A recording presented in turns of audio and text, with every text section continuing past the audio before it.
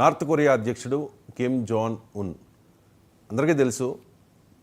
చాలా షార్ట్గా ఉంటారు, కానీ చాలా నియంత, చాలా సైకో అంటారు, చాలా క్రూరుడు అంటారు. ఆయన ఆదేశాలు ఉల్లంఘిస్తే ఎవరినైనా సరే చంపేస్తారట, ఏ విధమైన జాలి, దయా, కరుణ ఇటువంటివి ఏమీ లేకుండా. సో అతని గురించి ఒక వార్త వచ్చింది, ఎంజీ రావు గారు. అక్కడ మొబైల్ ఫోన్స్కి ఇంటర్నెట్ యాక్సెస్ ఉండదట, లిమిటెడ్గా యాక్సెస్ ఉంటుంది. అది ఏంటంటే ప్రభుత్వం అనుమతించిందే వాళ్ళు చూడగలరు, వినగలరు. సో ప్రతి పదంపై నిఘా ఉంటుందట. ప్రతి 5 నిమిషాలకు ఒకసారి స్క్రీన్ షాట్ దానంతట అదే వెళ్ళిపోయి అంటే ప్రభుత్వ వర్గాలకు చేరుతుంది. అంటే వాళ్ళకి స్వేచ్ఛ లేదు అని చెప్పేసి. సో ప్రజలు ఏ యాప్ చూస్తున్నది, ఏమేం చేస్తున్నది అనేది ప్రతి వ్యక్తి మీద కూడా చాలా నిఘా ఉంటుంది. అండ్ కిమ్ జాంగ్ ఉన్ మీద చాలా ఆరోపణలు గతంలో ఉన్నాయి, ఇప్పుడు కూడా వస్తూ ఉన్నాయి. ఆ దేశంలో మానవ హక్కుల ఉల్లంఘన యథేచ్ఛగా జరుగుతుంది అని చెప్పి, ప్రజలకు స్వేచ్ఛ ఉండదు అని చెప్పి అక్కడ బలవంతంగా 14 ఏళ్ల అమ్మాయిలను కూడా వ్యభిచార రొంపిలోకి దింపుతారు అని చెప్పి, మహిళలకు ఒక ప్రత్యక్ష నరకము అని చెప్పేసి. సో నార్త్ కొరియా మీద అండ్ కిమ్ జాంగ్ ఉన్ మీద మీ కామెంట్? ఎస్ అండి, ఇప్పుడు ప్రపంచంలో హెల్, ఒక నరకం లాంటి దేశాలు కొన్ని ఉంటే అందులో మొదటి వరుసలో నిలబడే దేశం ఉత్తర కొరియా.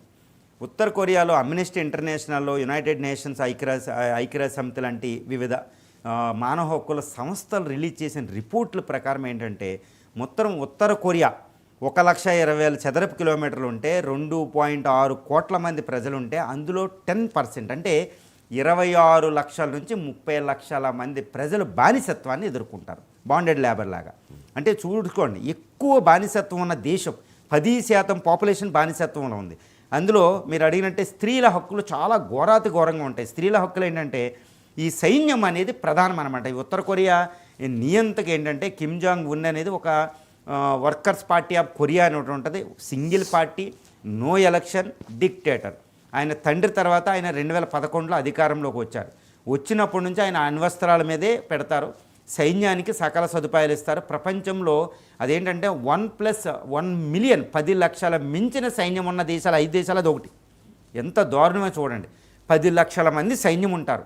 వాళ్ళు సైన్యం తర్వాతే ఏదైనా, ఎందుకంటే అమెరికాని ఎదుర్కోవాలని, ఓకే, న్యూక్లియర్ బాంబ్స్ వీటి మీదే. కాబట్టి ఈ స్త్రీల విషయంలో ఏంటంటే చాలా దుర్భరమైన జీవితం. 14 సంవత్సరాలు మించింది, ఒకసారి ముందే వాళ్ళు సైన్యంలో యుద్ధ వీరులను పెళ్లి చేసుకోవాలి, వాళ్ళకి సేవలు చేయాలి, సెక్షువల్ వర్కర్స్గా మాట్లాడాలి. అదేవిధంగా వాళ్ళకి ఏంటంటే ఉత్తర కొరియాకు డబ్బులు ఉండవు. దాని ఎంటైర్ జీడిపి చూస్తేనే $15 బిలియన్ ఉండదు. ఎంత అంటే ఇప్పుడు Hyderabad GDP $100 billion, Hyderabad GDP. Vizag చూసుకుంటే $40 బిలియన్ వైజాగ్లో ఇన్కంలో సగం ఉంటుంది ఎంటైర్ ఉత్తర కొరియాకి. దాన్ని బట్టి ఊహించుకోండి ఎంత దుర్భర దేశం అది. ఆహార ధాన్యాలు ఉండవు, ఆహార ధాన్యాలు కోటా కింద ఉంటుంది, గవర్నమెంటే ఇవ్వాలి, లేకపోతే వాళ్ళు ఎవరు పండించుకున్నా కూడా గవర్నమెంట్కి ఇవ్వాలి. ఇంకా సోషల్ మీడియా రెస్ట్రిక్షన్స్ అయితే తిరుగులేదు. ఇప్పుడు స్త్రీల జీవితాలు ఏంటంటే వ్యభిచార కొమ్ము, దానివల్ల ఇన్కమ్ తెచ్చుకుంటారన్నమాట వాళ్ళు. వ్యభిచారం ద్వారా, అంటే ప్రభుత్వం వ్యభిచారం చేయించే దర్శి ఉంటుంది. సైన్యానికి చేయడం ఒకప్పుడు పూర్వకాలం ఉండేటట్టు, పెద్ద పెద్ద సామంత దారుణమైన రాజులు ఉన్నట్టు ఇది. ఇక సోషల్ మీడియాకు వస్తే ఏంటంటే అక్కడ నో ఫ్రీడమ్ ఆఫ్ స్పీచ్ అండి, వాక్ స్వాతంత్రాలు, ఎక్స్ప్రెషన్ ఇలాంటి ఏమీ ఉండవు. ఇంకోటి విషయం అంటే వాళ్ళ దేశ పౌరులు దేశంలో తిరగడానికే వీలు ఉండదు. ఒకవేళ వెళితే ఆ ప్రాంతం నుంచి ఇంకో ప్రాంతానికి వెళ్తే చెప్పి వెళ్ళాలి, మళ్ళీ రాగానే చెప్పాలి నేను ఇక్కడికి వచ్చానని. ప్రతి దాని మీద నిఘా ఉంటుంది. ఇంకా దేశం విడిచి వెళ్ళడానికైతే తిరగలేదు, విడిచి వెళ్ళడం మళ్ళీ రాడు. దేశం బయటికి వెళ్తేనే వాడికి స్వేచ్ఛలేత రాదు. ఎవరైనా చైనాలో పరిగెడితే మళ్ళీ వాళ్ళని వెంటనే తీసుకొచ్చి కొరలా కొట్టిస్తారు. మొత్తం వాళ్ళది యుద్ధ నేరస్తులే 2.5 లక్షల నుంచి 5 లక్షల మంది ఉన్నారంటారు. అంటే చూడండి, 2.5 కోట్ల జనాభాలో ఎక్కువ నేరస్తులు ఉన్న దేశం. ఇక సోషల్ మీడియా రెస్ట్రిక్షన్ అంటే ఇంటర్నెట్ ఉండదు. సోషల్ మీడియా ఇప్పుడు బీబీసీకి మీరు అడిగినట్టు బీబీసీకి ఒక మొబైల్ దొరికింది. ఆ మొబైల్లో చూస్తే ప్రతి నిమిషానికి, అర నిమిషానికి మెసేజ్లు గవర్నమెంట్కి, ఎవరైనా బయట పంపిస్తే గవర్నమెంట్కి కూడా వెళ్తాయి. ప్రతి సమాచారం మీద నిఘా ఉంటుంది, ప్రతి పదం మీద నిఘా ఉంటుంది. ఏదైనా ఒక పదం వెనకాల పరోక్షంగా ఏదైనా మీనింగ్ ఉంటే వాడు ఇంకా జైల్లోనే బయటకు వచ్చే అవకాశం లేదు. అక్కడ కొరడా దెబ్బలు, బహిరంగ ఉరి శిక్షలు ఉంటాయి, చేతులు కాళ్ళు తీయడం ఉంటుంది. ఇంకా స్త్రీ అయితే వ్యభిచార కుంపటే, సైన్యానికి ఇచ్చి పెళ్లి చేయడం, సెక్షువల్ వర్కర్కి మారడం. అతి దుర్భరమైన దేశం ఏదంటే ఉత్తర కొరియా. అది నియంత పాలన. ఈ కిమ్ జాంగ్ ఉన్ అనేది అసలు ఆ పేడ ఎప్పుడు విరుగుడవుద్దో తెలీదు.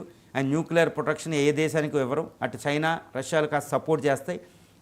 అమెరికా మీద వాళ్ళు అమెరికా ఏదైనా యాక్షన్ తీసుకుందామంటే అమెరికా లాస్ ఏంజల్స్ పేలిపోద్ది, గామ్ పేలిపోద్ది అంటారు. ఇప్పుడు అది ఏంటంటే కొరకరాని కొయ్య న్యూక్లియర్. ఇప్పుడు పాకిస్తాన్ దగ్గర న్యూక్లియర్ వెపన్స్ ఉన్నట్టు ఆయన ప్రజాస్వామ్య ఎన్నికలు ఉండవు. కాకపోతే ఒకటే, ఇక్కడ ఉత్తర కొరియా ఎంత దుర్భరమో చెప్పాలంటే 1952 తర్వాత డివైడ్ అయింది ఉత్తర కొరియా. కానీ దాని బ్రదర్ అంటే ఏది దక్షిణ కొరియా అని ఒకటి ఉంటుంది, సౌత్ కొరియా. ఈ సౌత్ కొరియాకి ఉత్తర కొరియాకి తేడా చూస్తే అది దక్షిణ కొరియా ప్రపంచంలోనే అతి రిచెస్ట్ స్టేట్లో ఒకటండి. దాని జీడిపి కూడా 2 ట్రిలియన్ 1.8 ట్రిలియన్ డాలర్లు ఉంటుంది, భారతదేశంలో సగం. కానీ ఇది వైజాగ్లో సగం ఉంటుంది. కానీ సైన్యంలో మాత్రం ప్రపంచంలో అద్భుత సైనిక శక్తుల్లో అది ఒకటండి ఉత్తర కొరియా. అంటే ఏంటి, పాకిస్తాన్ లాగా మనకి ఎగ్నెస్ట్గా మొత్తం సైన్యం మీద పెడితే పౌరుల హక్కులు ఉండవు, ఏముండదు. అది ఒక బాంబు లాంటిది, ఎప్పుడైనా పేలద్ది, ఏ రోజైనా ప్రజలు తిరుగుబాటు చేస్తారు. ఏంటంటే అలాంటి నేషన్ ఎప్పుడు శాశ్వతంగా లేదు. అక్కడ స్త్రీలు, పౌరులు అతి దారుణం, ఒక రాజ్యాంగం అనేది ఉండదు. కిమ్ జాంగ్ ఉనే రాజ్యాంగం. కిమ్ జాంగ్ ఉన్ బహిరంగంగా కాల్చిన సందర్భాలు, ఒక సైన్యాధ్యక్షుడు ఏదన్నా మొన్న రీసెంట్గా ఒక యుద్ధ నౌకని పరీక్షించబోతే అది కొంచెం ఒరిగిందని వాళ్ళకి భయంకరమైన శిక్ష అనమాట. ఆయన కన్నెర చేస్తే సైన్యాధ్యక్షుడు కూడా 1 గంటలో ఉరిది ఇస్తారు అక్కడ.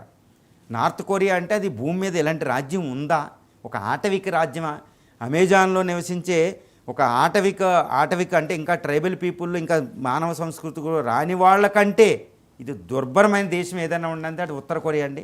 ఉత్తర కొరియా మారాలంటే ప్రపంచ దేశాలు, చైనా ఇన్వాల్వ్మెంట్ ఉంటేనే జరుగుతుంది. రైట్.